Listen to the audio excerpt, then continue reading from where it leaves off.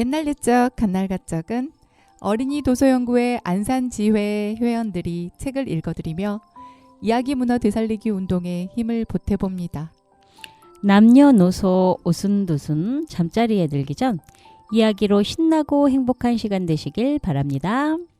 옛날 옛적 갓날갓 적 황선희 유미경입니다. 안녕하세요. 네, 안녕하세요. 요새 목소리가 좋아요. 계속. 아, 그런가요?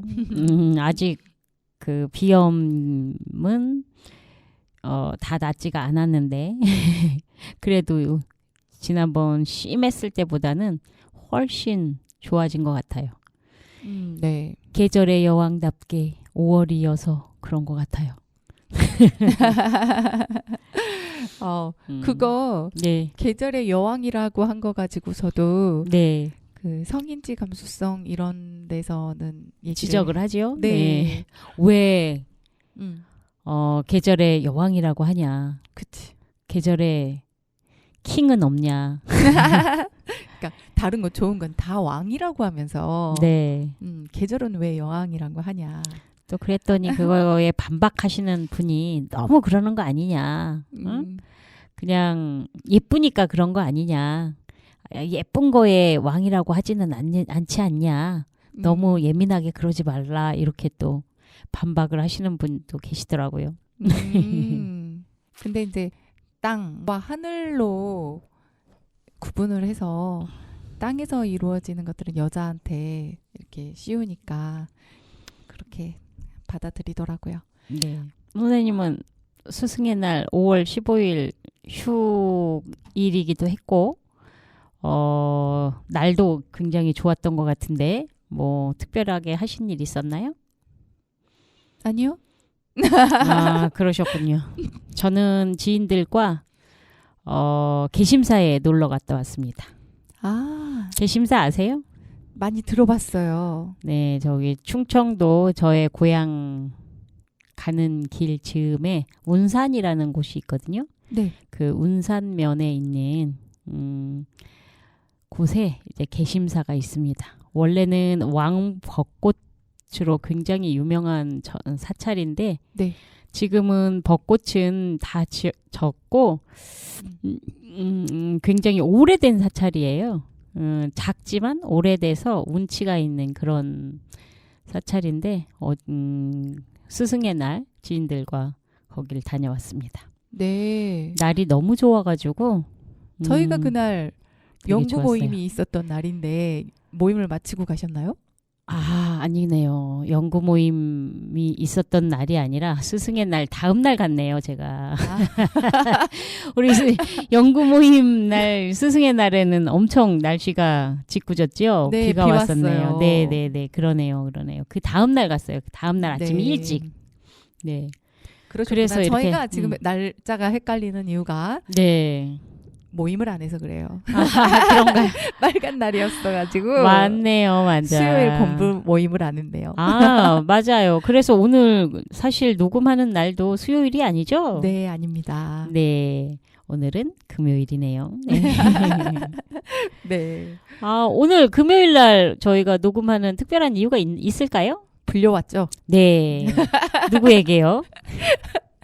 단원 FM 관계자분들께 불려온 거예요. 아, 그렇죠. 네. 네. 천우석 선생님 혼자만의 일이 아니고 네. 여기 이제 자체에서 연구를 하는 어떤 프로젝트라고 해야 되나? 그렇죠. 네. 네.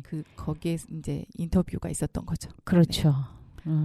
아우, 인터뷰를 하면서 저희 1년 넘게 이 프로그램을 저희가 진행했었잖아요. 그러면서 이제 인터뷰를 통해서 그 1년 동안의 어떤 저희 과정이 좀 정리되는 것 같은 그런 느낌이었죠? 네. 저만 그랬나요? 아니죠. 저희가 이제 저희를 둘러볼 수 있는, 저희를 정리할 수 있는, 그리고 우리 코너가 무엇을 해왔는지, 어떻게 나아가야 되는지를 훑어볼 수 있는 시간이었죠. 네. 네. 그러네요. 벌써 1년 반이 지났답니다. 1년이 아니고 1년 반이나 지났군요. 네.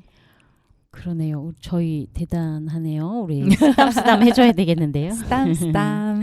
네.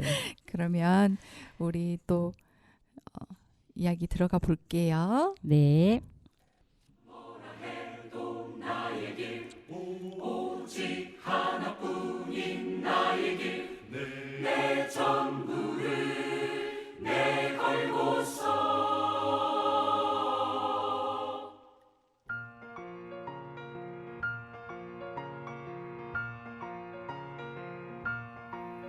그저 정해진 대로 따르라고 그게 현명하게 사는 거라고 쥐 죽은 듯이 살라는 말 가짜는 말 누굴 위한 삶인가 뜨겁게 지져봐 절대 꼼짝 않고 나는 버텨낼 테니까 거세게 때려봐 내 손만 다칠 테니까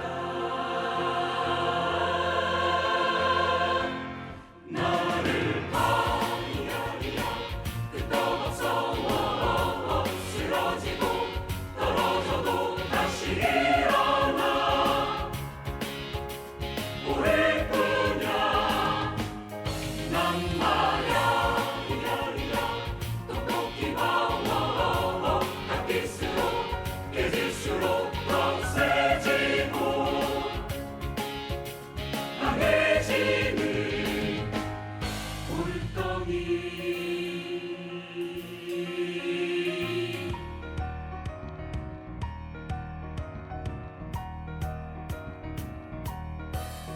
감당할 수 없게 벅차는 세상 누구 내게만 넘어지는 세상 모두가 나를 돌아서 비웃어 또 아픔이 곧 나였지 시들고 저무는 그런 세상인지에 날 거두려하지 하지마 들려도 괜찮아 이 삶은 내가 사니까 나를 봐 끄떡없어 쓰러지고 떨어져도 다시 일어나 오를 뿐이야 난 말야 똑똑히 봐 닦일수록 깨질수록 더 세지고 강해지는 불덩이 뭐라 해도 나에게 오직 하나뿐인 나에게 내 전부를 내걸고서 누가 뭐라 해도 나에겐 오직 하나뿐인 나에겐 내 전부를 내걸고서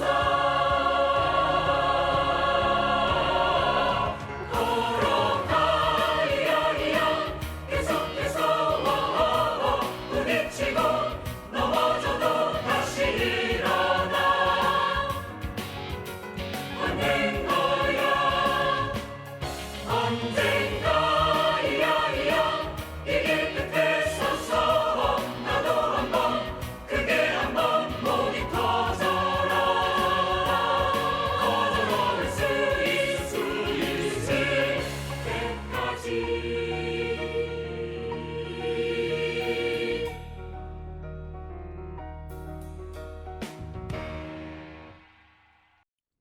돌덩이 들으셨습니다.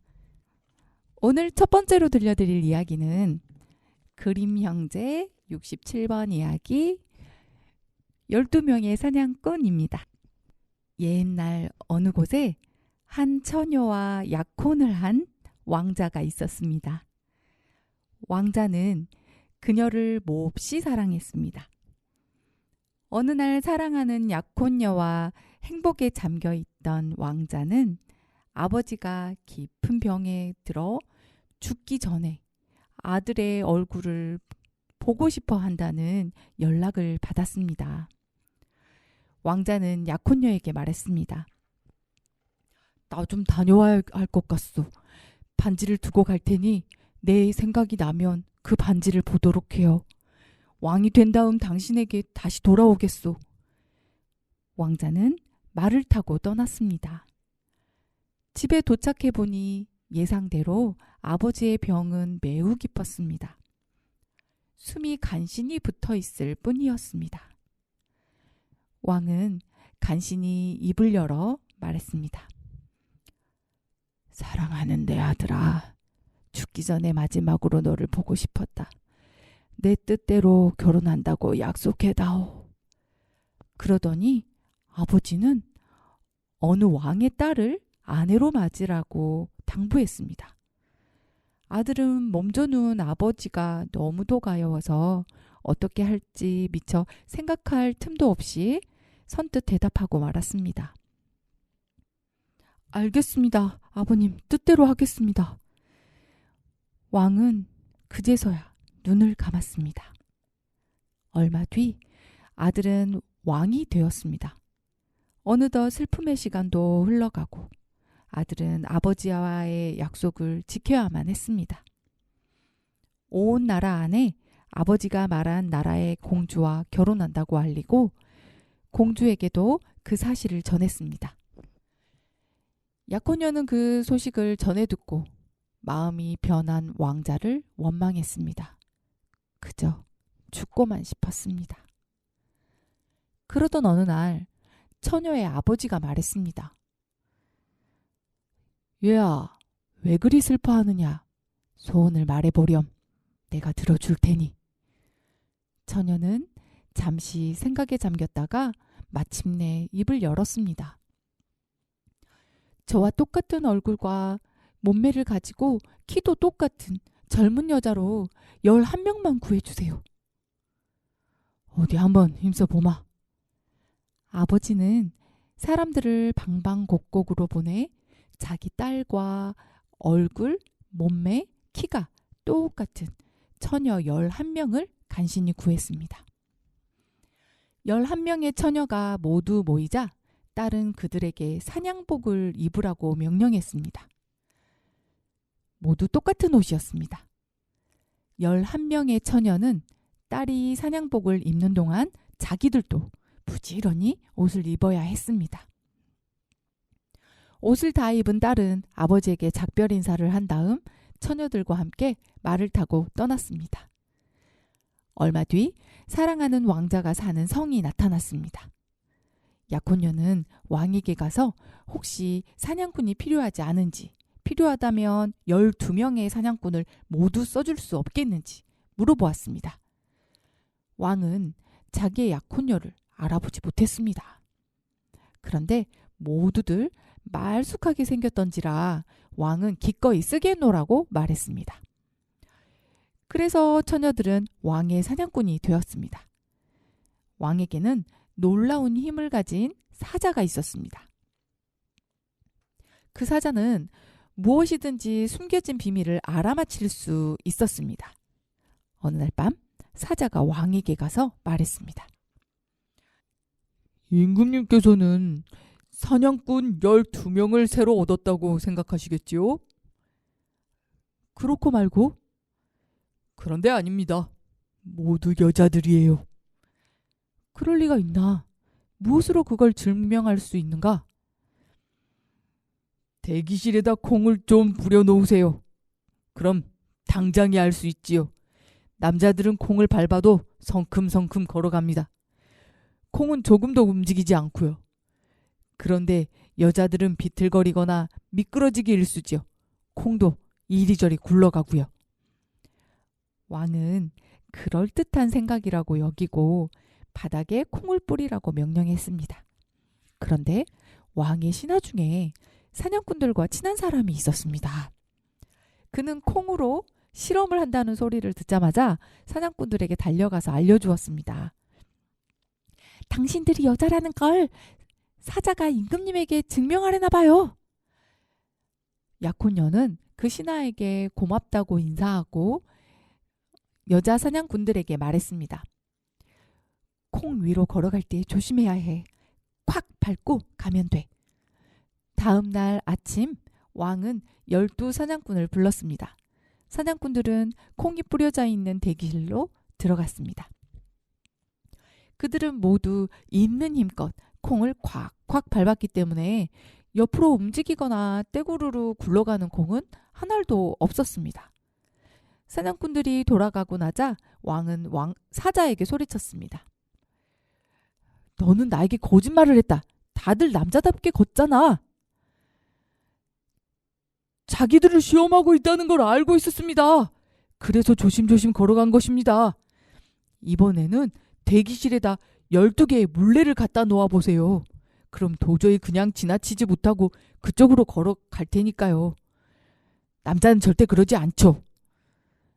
그럴싸하다고 생각한 왕은 12개의 물레를 대기실에 갖다 놓으라고 명령했습니다.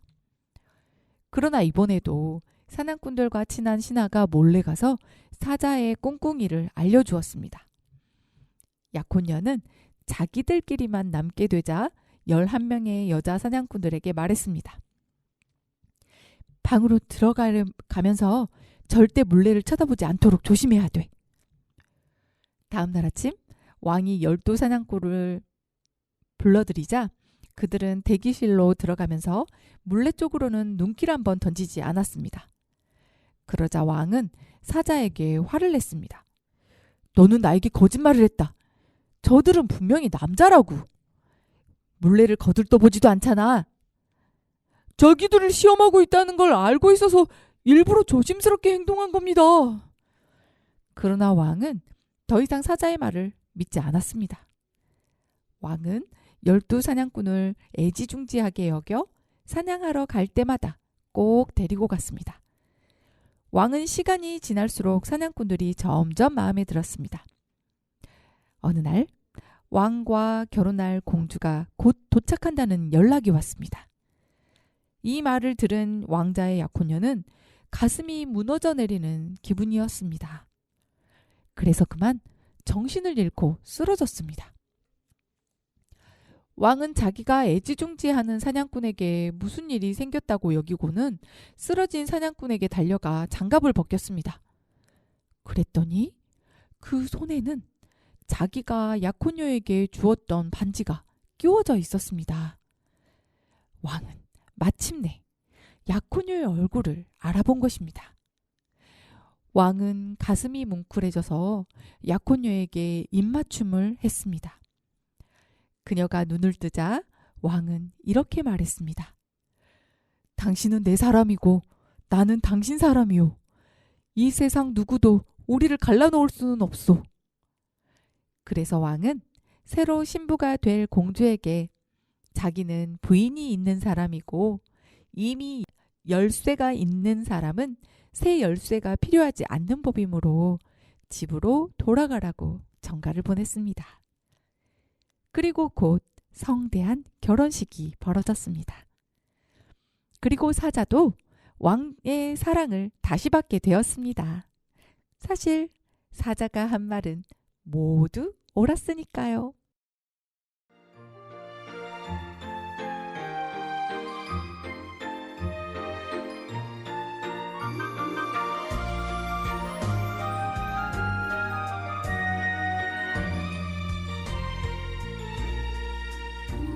하늘도 맑고 바람도 상큼한 기분 기분 좋은 날 랄랄라 친구가 내게 생일 선물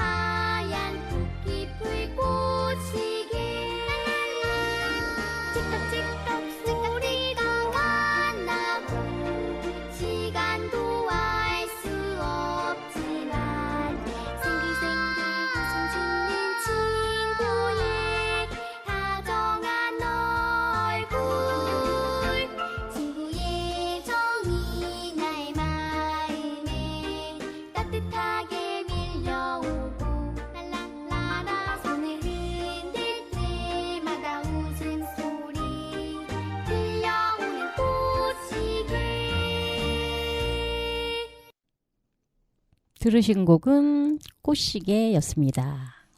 선희쌤, 네네. 혹시 고려장에 대해서 들어보셨나요?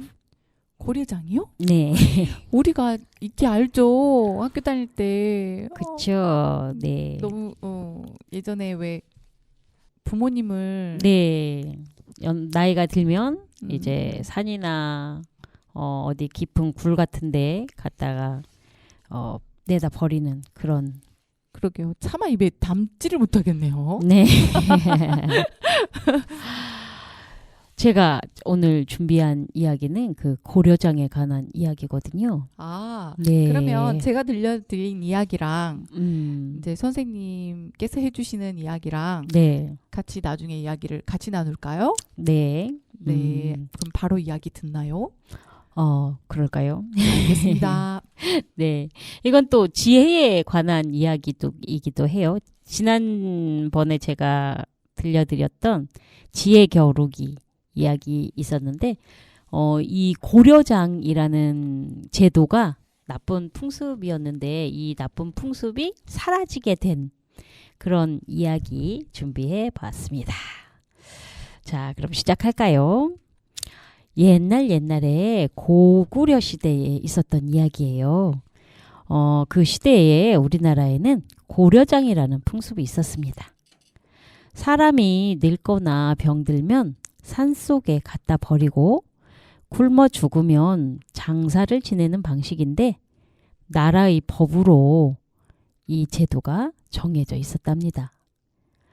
그 당시 높은 벼슬을 지내고 있는 박정승이라는 사람이 살았는데 이 사람은 효성이 지극한 사람이었습니다. 하지만 박정승의 어머니도 나이가 들어서 이제 고려장을 해야 될 시기가 되었지요. 어머니가 늙어 산속에 버려야 할 때가 되었는데 박정승은 차마 어머니를 버릴 수가 없었어요.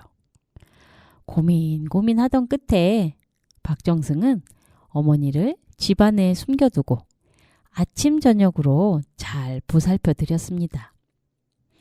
그러던 어느 날 당나라 사신이 똑같이 생긴 소 2마리를 데려와서 엄마 소와 새끼를 구별해 보라는 문제를 냈답니다. 지혜 겨루기를 제안한 거지요.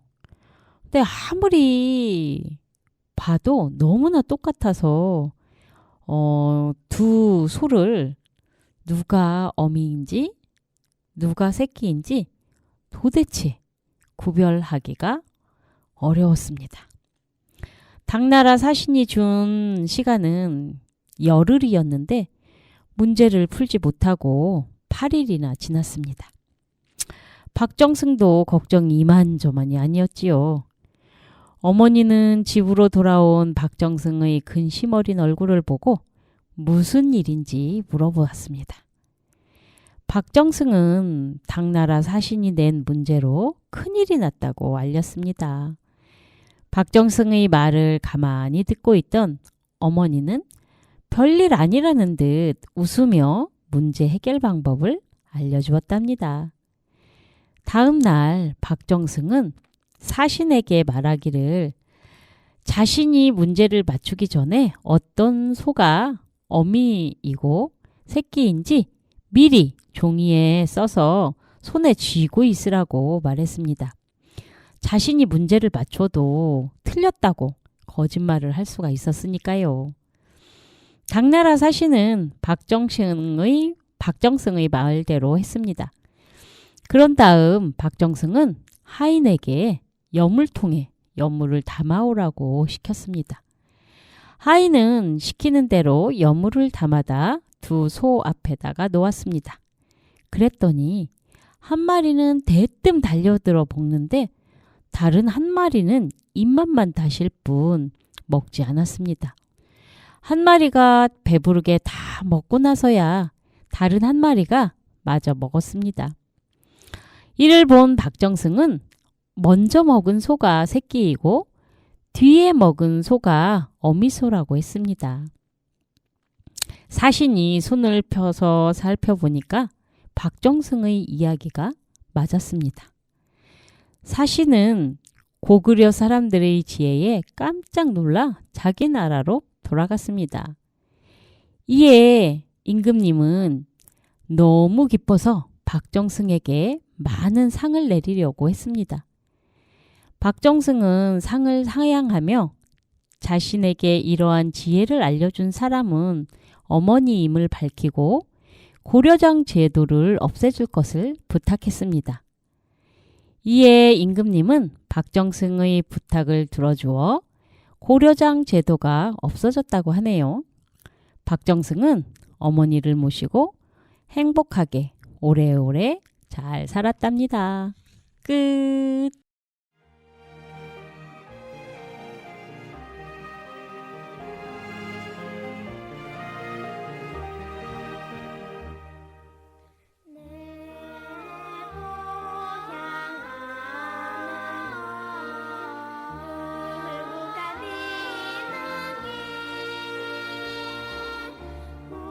구비구비 산길 따라 꽃바람 밀고 산마루에 친구는 어서 오라고 고개는 다 멈추어서 손짓하는 길 아주 노래가 짧아요. 2절만 나간 건가? 그러게요. 네. 어떤 노래였죠? 네, 고향길이었는데요. 네. 잔잔하게 들으시라고 드려봤더니 잠드셨을 것 같아요. 네. 제가 들려드린 이야기는 고려장이 사라지게 만든 그 나쁜 풍습이었던 고려장이 사라지게 만든 그런 이야기였습니다. 네, 겹치는 게 하나 있네요. 네, 뭐죠? 제 이야기하고 네, 뭐요? 해피엔딩이라는 거. 네.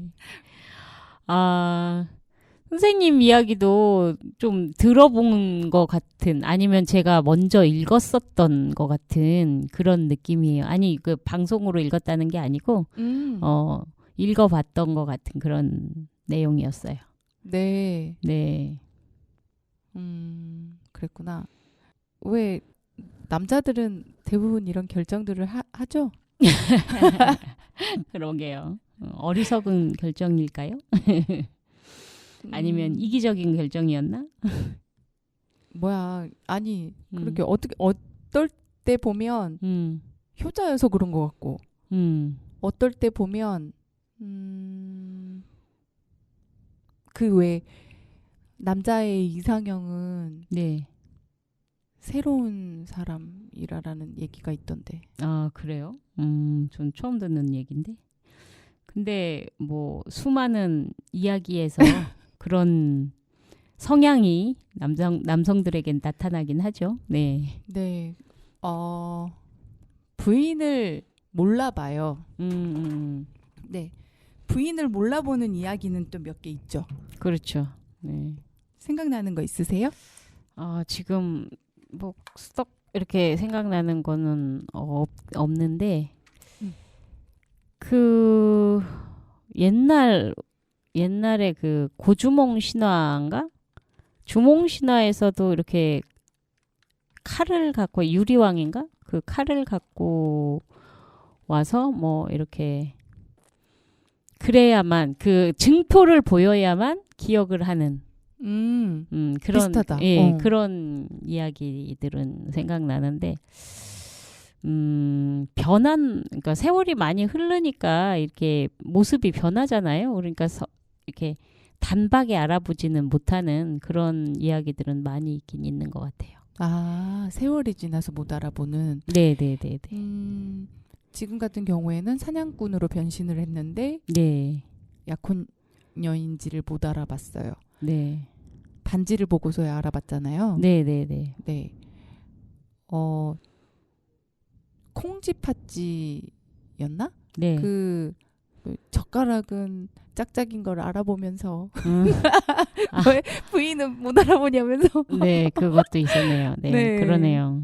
그것도 있었고 콩쥐팥쥐인가? 장화홍련에 나오는 이야기 아닌가? 아닌가? 아, 잘 모르겠네요. 아 장화홍련이었나? 아닌 것 같아요. 콩쥐팥쥐 이야기인 것 같기도 해요. 아닌데 나중에 복수하는 거잖아. 콩쥐팥쥐죠. 그런가요? 아, 참 어. 헷갈려요. 우리가 오래된 옛날 사람들이라 자꾸 기억력이 오락가락하네요. 네. 네. 여기 제가 들려드린 이야기에서 네네.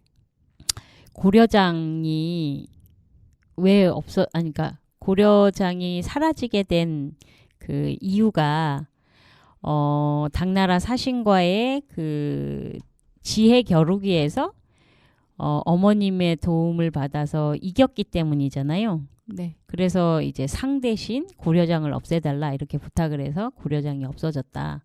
이런 그 이야기인데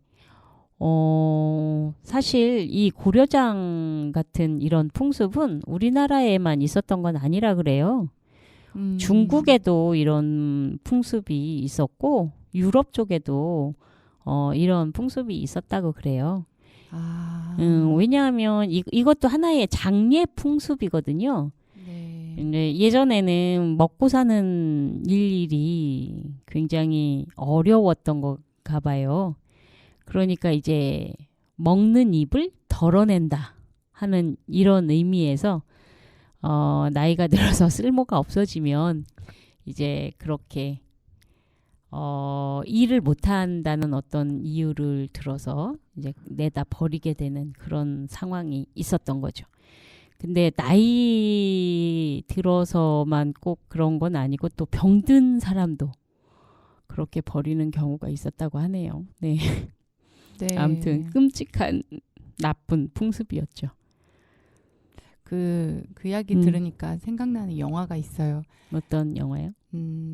최근에 그 함께 크는 여성 울림에서 네. 그 왕경에 관한 그 강의가 열려 있는데 거기에 그 나이듦에 관해서 강의를 해주시는데 미리 이제 영화를 이걸 보고 오면 좋다라고 소개시켜 주셨던 영화예요. 플랜치로라고 75세 이상의 국민이 이제 자기가 죽음을 선택을 하면 나라에서 돈을 주는 거예요. 그럼 그 수혜를 받는 건 누구죠? 뭐 그러니까 그걸로 뭐 장례 치르는 뭐 어떤 그런 비용을 아니다. 충당하나요? 그것까지도 다 해줬던 것 같은데 그런 것도 다 해주고 이제 슬프다. 75세만 되면 죽음을 선택해야 한다니. 아무튼 네. 좀 그러네요. 네. 그거에 대해서 이게 선택이냐 아니면 솔직히 이런 선택을 해야 되는 사람들은 있는 사람이 아닐 거잖아요. 그러니까 이게 선택이 맞냐라는 거죠. 좀 정말 이게 사회적으로나 이렇게 합의가 좀 있어야 되고 많은 생각들을 해봐야 되는 문제들이 아닐까 이런 생각이 드네요. 네. 이 고려장이 사라지게 된 그 이야기가 설화로 전해지는데 이 설화들은 두 가지 유형으로 그 전해지는데 하나는 문제 해결형으로 지금과 같이 제가 읽어드린 이야기처럼 문제를 내주고 그 문제를 해결하는데 노인의 지혜가 들어가서 잘 해결이 되어서 사라지게 됐다. 이런 이야기가 있고요. 또 다른 하나는 지게형이라는 게 있어요. 그 노인을 갖다 내다 버릴 때 지게를 사용해서 가지고 갔는데 그 지게를 손자가 잘 보고 있다가 그 아버지와 함께 그 지게를 다시 대 가지고 오는 거예요. 왜 그러냐, 왜 그 지게를 가지고 오느냐 이렇게 물었더니 나도 이 다음에 할아버지가 되었을 때 노인이 되었을 때 이 지게로 갖다 버릴 거다. 뭐 이렇게 얘기를 해서 아버지가 깜짝 놀라서 네네. 다시 할아버지를 자신의 아버지를 다시 되돌아온다. 다시 모시고 온다. 이런 이야기로 그 전개되는 이야기. 네, 저희가 잘 아는 예. 이거는 이제 어린이의 지혜를 빗대어서 이런 나쁜 풍속을 없앴다 하는 이런 설화 두 네네네. 가지 방향으로 얘기가 나오고 있다고 그러고요. 이 지게는 우리나라에서는 지게였지만 중국의 설화에서는 지게 대신 수레가 사용되기도 했다고 하고요. 이런 비슷한 이야기들이 중국, 인도는 물론 중동을 거쳐서 유럽에까지도 이런 이야기가 비슷한 유형의 설화들이 전해지고 있다고 하네요. 네. 네. 그리고 문제 해결령 속에서 여기에서는 제가 낸 문제가 소 2마리, 똑같이 생긴 소 2마리 중에 어떤 게 어미소고 어떤 게 새끼소인가 이걸 맞히는 거였잖아요.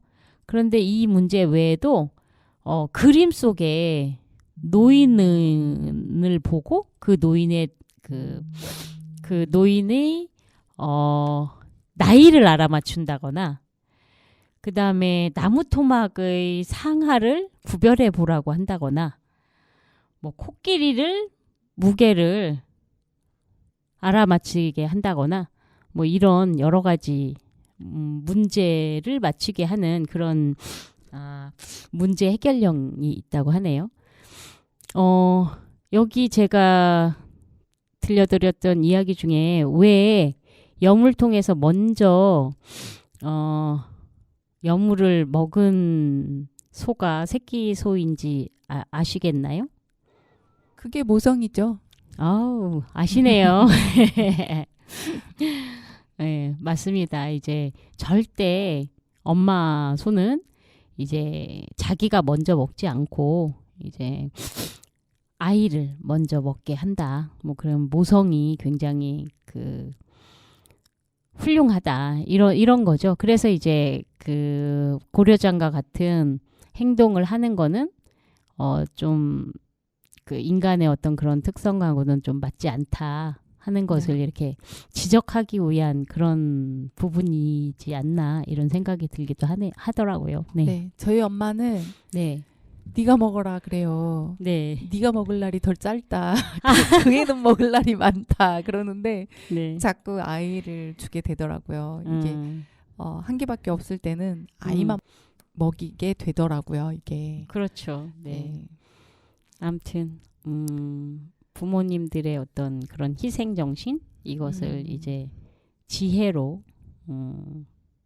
나타내주는 그런 이야기가 아니었나 생각이 드네요. 네. 앞에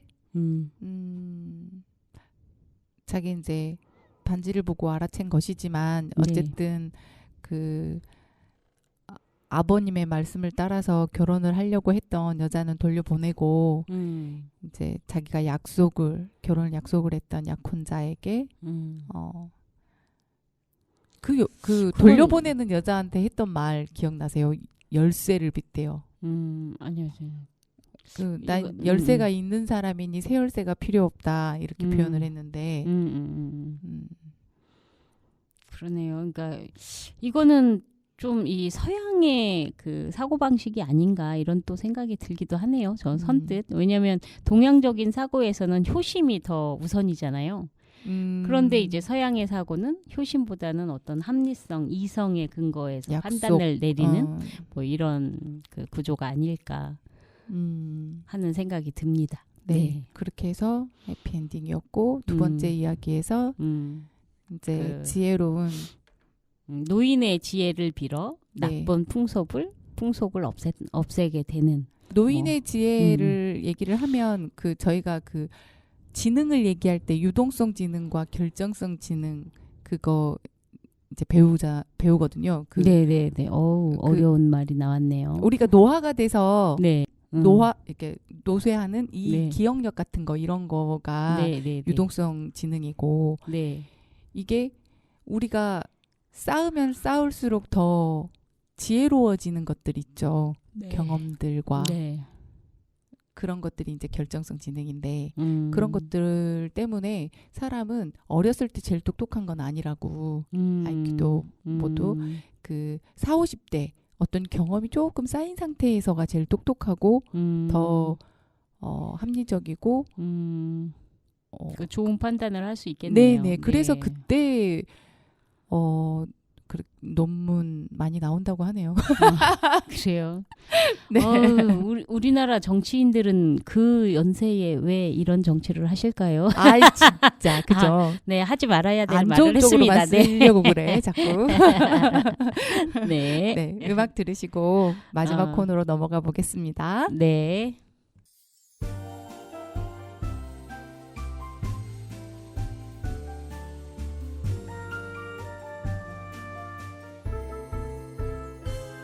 저 하늘에는 날마다 별들이 반짝 내 눈빛에 날마다 별들이 반짝 저 하늘에 날마다 별들이 반짝이고 내 마음에 날마다 꿈들이 펼쳐지네 보슬보슬 보슬보슬 비 내리는 날에도 날마다 하늘가에 나와 노는 여우별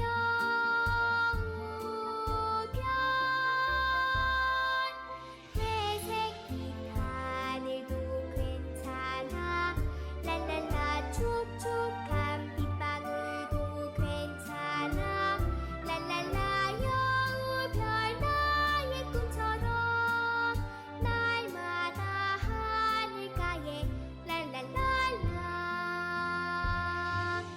보슬보슬 보슬보슬 눈 내리는 날에도 날마다 하늘가에 나와 노는 여우별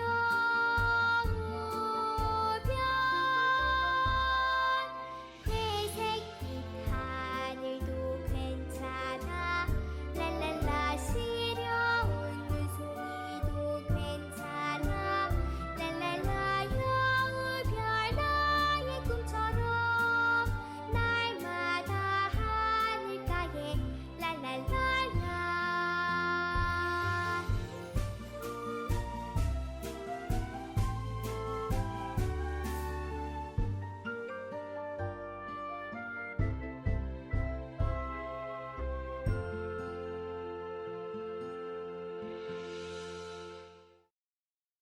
네, 여우별 들으셨습니다.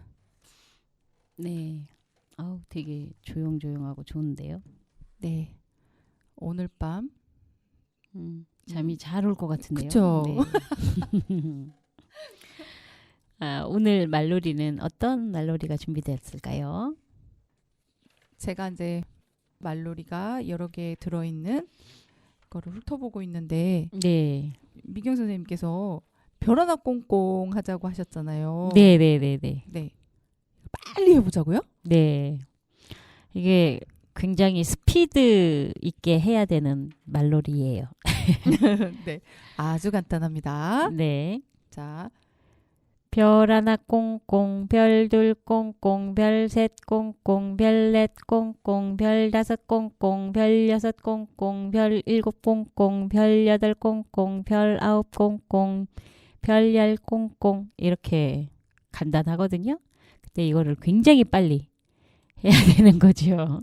그래서 돌림 노래처럼 여러 사람이 있을 때 이렇게 돌아가면서 빨리빨리 끝내서 이 곧바로 이어서 이렇게 하면 되게 재미있을 것 같아요. 아, 이게 네, 네. 그 혀가 음. 이렇게 꼬이는지 버벅거리는지 뭐 네. 이걸 한숨에 할 수 있는지 뭐 예, 예. 이런 재미가 있겠네요. 아, 이게 그리고 손놀이랑 같이 하는 거예요. 음. 그래서 이렇게 마주보고 네네. 한 사람은 보자기, 한 사람은 주먹. 이거를 번갈아 가면서 계속 하는 거죠. 이렇게 네. 마주하면서.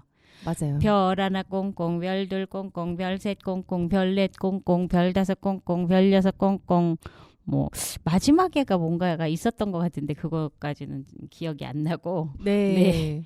좋아요. 그렇게. 그 예, 예. 동작이랑 말이랑을 같이 하는 거가 참 좋은 것 같아요. 네, 네, 네. 그러니까 치매 예방에도 도움이 되는 거 아시죠? 네, 그럼요. 손을 왼손과 오른손의 사용을 다르게 해서 하는 거예요. 예를 들면 왼손은 가위를 낼 때 오른손은 주먹을 낸다던가 뭐 이런 동작을 하는 거죠.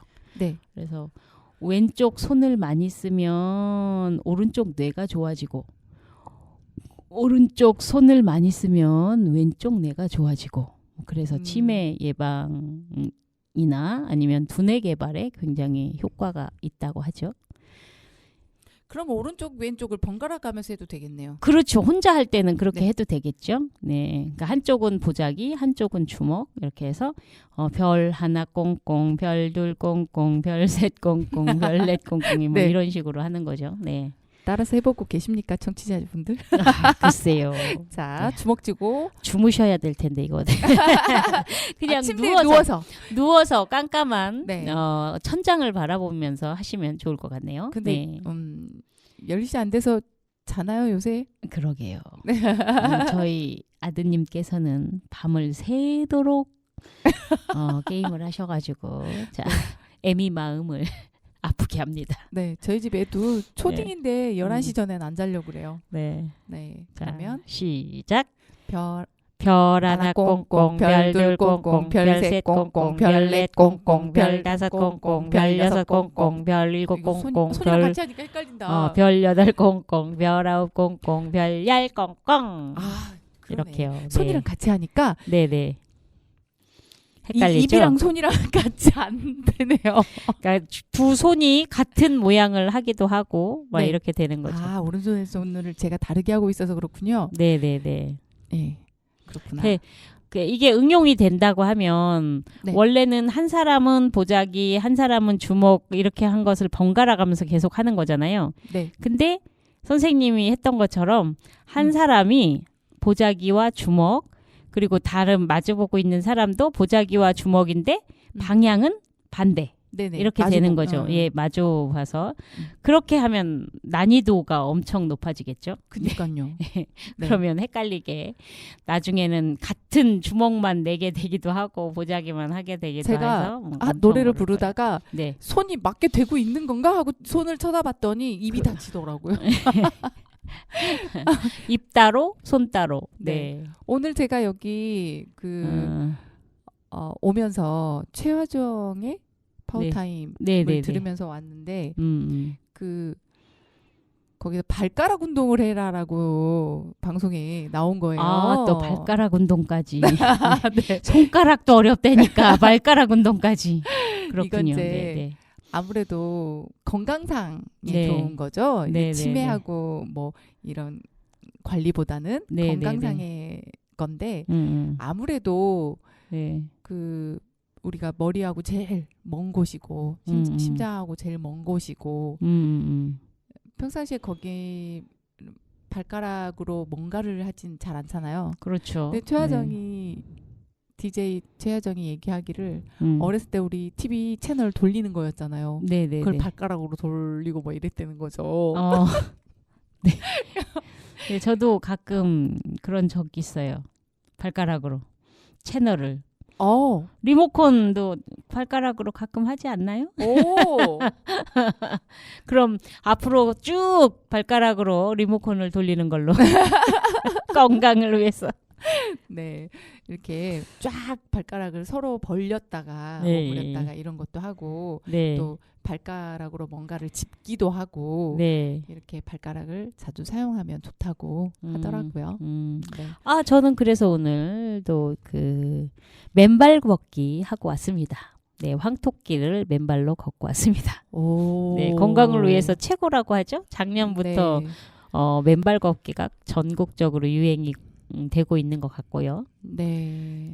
네. 지금은 잠깐 쉬고 있는데 네, 저희 공동체 라디오에 음, 나정숙의 생활연구소 네, 코너가 있잖아요. 네, 지금 네, 잠깐 네, 쉬고 네. 계신데 그 전 의원님 예, 예, 예.